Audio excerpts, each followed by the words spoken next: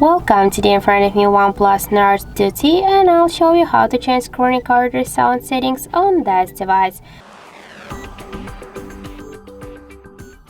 So let's just first open the settings application and then scroll down to the system settings, then click here to the screen recording, and here you'll see the sound section. We can use the system sound. Just to turn it on, click on the switcher once. To turn it off, we should click on the switcher once again.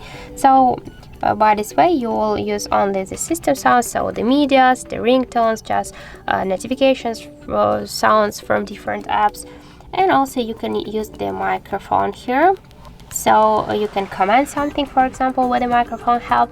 If you want, you can use these two options together, that's not a problem. So you can use the system sound as the system sounds, just as the microphone, or you can turn off these two features. You can turn them off, and you'll just record the mute video. So also we have the second way how we can activate the screen recording settings. Just first open notification panel, and here in the top bar you should find the screen recording icon. Just hold for a while this icon and you'll launch the same just screen recording settings.